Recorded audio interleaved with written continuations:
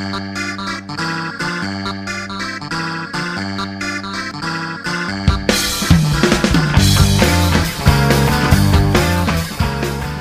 guys, so I guess I owe you some painting of this model here, who is Sue from the Malifaux range.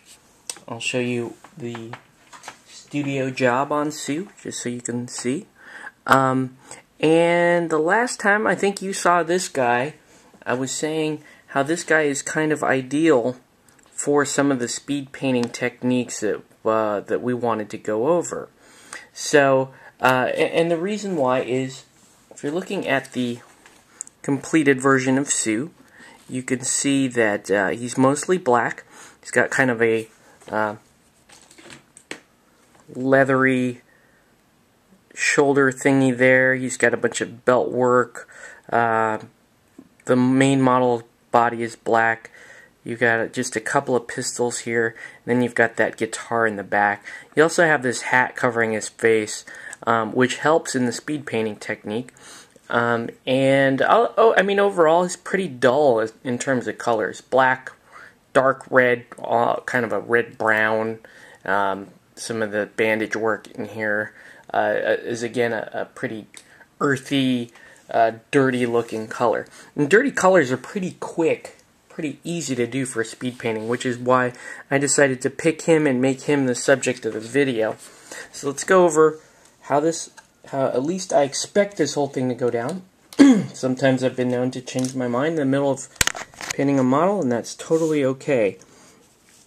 So the way I typically do models when I'm painting them and trying to get them ready for the tabletop is I'll start here on the face.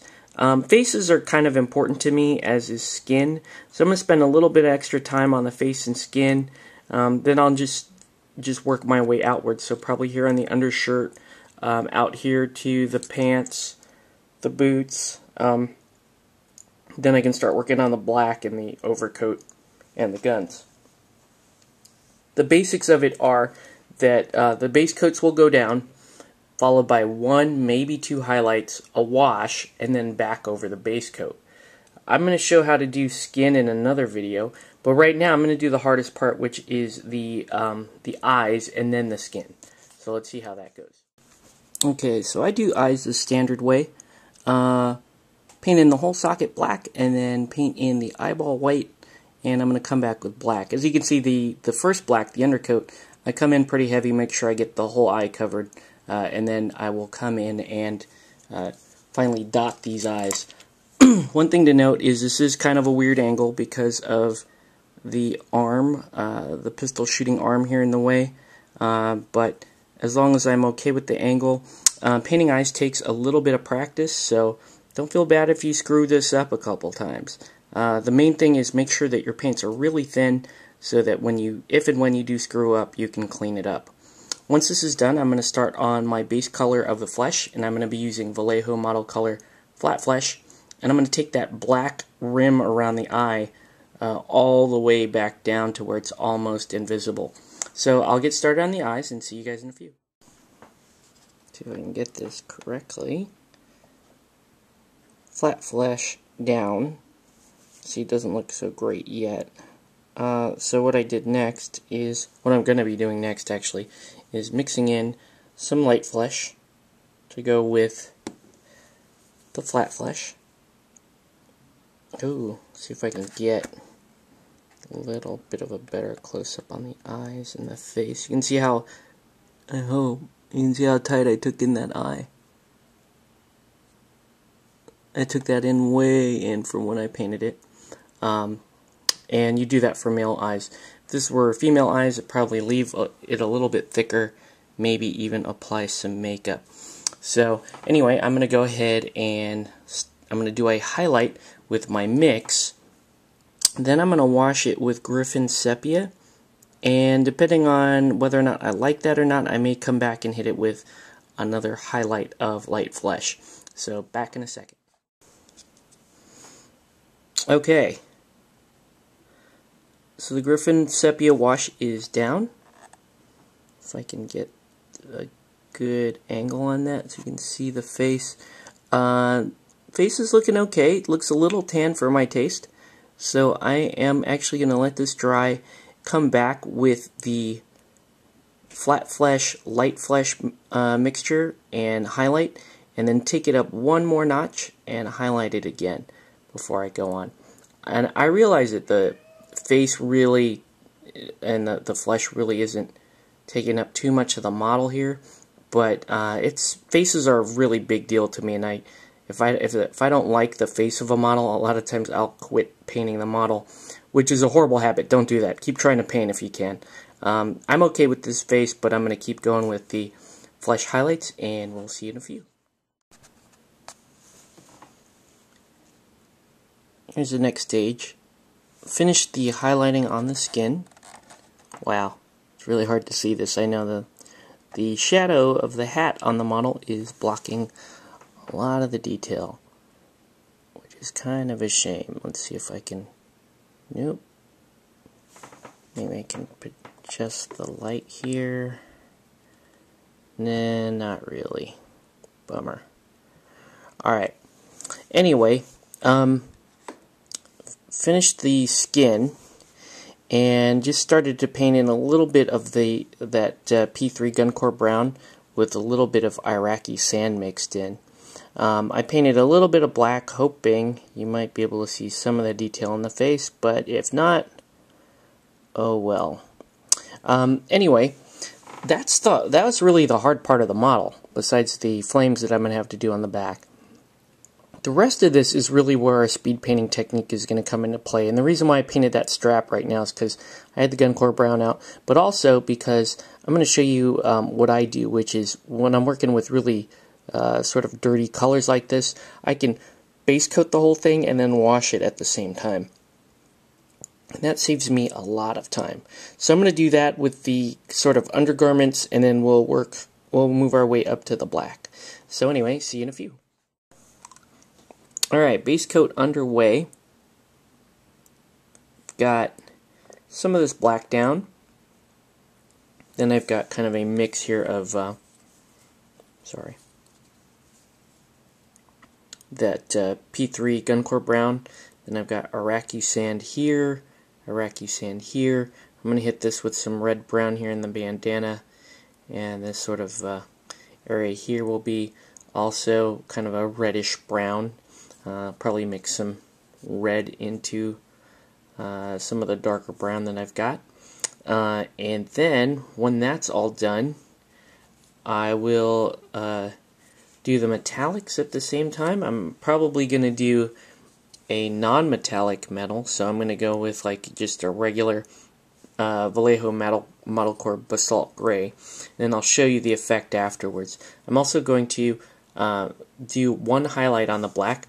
Don't want to do too much to it, but I'm going to use black gray, also Vallejo model color. So this is the part where things start to move really quick. You start to put your base coats down, and once you know your color combos, which is important to speed painting, is really understanding your color combos and what you can achieve really quickly, then the model just flies. So I'll see you in a few. I'm going to start knocking out some more of this color, and then we'll wash the whole thing. So, thanks. So here we are, base coat down. Haven't done any washing yet. All I did was black for the coat, the pants, highlighted up to black gray, and then a final highlight with basalt gray. For the guns and the metallic parts, all I did was black gray and highlight up with basalt gray. So you could see I'm using the same colors over and over again, kind of using a red-brown there for the trim on the hat, and the leather is that Iraqi sand Guncore Brown mix. Now this model is actually, believe it or not, very close to being finished. All I really need to do is do my washing, and then I can work on the guitar, which is really the last part of the model. The guitar is going to be very simple. All I did was I base coated it in ivory. I'm going to wash that in a little bit of I'm going to do Griffin Sepia, kind of give it a wood tone, and then just paint the flames in. Then other than that, let's talk washes here. So on the black coat, I'm going to be washing it with black, Bad Ab Black actually. Well, I could go Bad Ab Black, or I can go Armor Wash. I'm probably going to go Bad Ab Black because I want this to be kind of a dirtier looking brown. And on that red brown and the belts and the kind of the undershirt there, that's all going to be Devlin Mud. So between 2-3 washes, this whole thing should be done pretty quickly. So I'm going to go ahead and wash it, let it dry, and then I will show you guys the next step. Almost done. You can see the washes went down, and you can see how it has given the model a fair bit of shadow. So did the washes, like I said, Bad Ab Black over the black here, really toned everything down and kept us with a kind of a black that's a bit faded, whereas the brown, over the brown, it's got Devlin Mud, and that's given us some shadow. Very quick model to paint, like I said. On the guitar is really just washes. It's kind of funny. So this part on the guitar, the main body of the guitar is really just ivory that's been washed with Griffin Sepia, and I went with the P3 Armor Wash here to get the strings in. Leviathan Purple over the flames, and I'm probably going to have to come back and give it another wash of Leviathan Purple. I really want the darker purple to show. So really that's just a really quick method to do something like flames, is just don't even bother with the base coat. Just go ahead and prime it, make sure you've got a good prime coat down, and then you can just hit it with your wash. Other than that, the last thing I've got to do is, you can see I've already started on the base, so the base has already got some of that purple glowy fire effect. The base is a wood plank base, so what I'm going to do is I'm going to hit it with some of that same brown that I used here on the belts, that Guncorp brown mixed with a little bit of Iraqi sand. Then I'm going to wash the entire thing with Devlin Mud, and that should be it. The same effect that's going to give you that wood color will give you a leather effect, and that's part of speed painting, is just knowing where you can duplicate effects to get different looks. So leather, wood, very easy to do. Black is a color that you don't highlight very well, that's why that works so quickly. And then the rest of this is really just washes. The main trick, honestly, is just getting that skin down. And so to do skin, I'll actually feature that in a future video. But for now, let me finish this guy up so that we're out of here. My total painting time was about an hour, actually a little bit less than that. Did have to stop and have a smoke break and talk with my wife and that kind of thing. So anyway, I will meet you guys at the finish line. Thanks. Okay, Sue is done. Still drying, but for the most part done. I mean, I could always come back and clean up. Looks like I've got a couple spots there by the foot to clean up. Nothing heartbreaking though. Overall, pretty simple model. Wouldn't say this was my best job, but really the whole point of this was just to show you how quickly you can do things with a known color scheme, with an effective use of washes, and just some solid base coating. And as long as you know your color scheme ahead of time, and certain tricks like those types of effects, not bad. Like I said, total painting time was about an hour, and really, I think we've got a reasonably good tabletop standard going on. Should also point out that, you know, when you're speed painting, you really work with a pretty limited palette. I mean, that's it for colors. That's pretty much all I used, was just those few colors there. So really the main thing, some of the main things with speed painting, make sure you know where the focus of your model is. Concentrate on highlighting and working on that. For me, it's the skin. For somebody else, it might be the guitar on this model, for example, or it might be somewhere in here, because really your eye is mostly going to be drawn here, maybe out to the guns, and that's about it. Regarding black, you have a tendency to want to over-highlight black, and you can do that, but what you really end up doing is making yourself a really dirty gray. So I kept the highlighting to a bare minimum on this model, finished it very quickly. So that's it for Sue. I hope that you picked up a trick or two along the way here.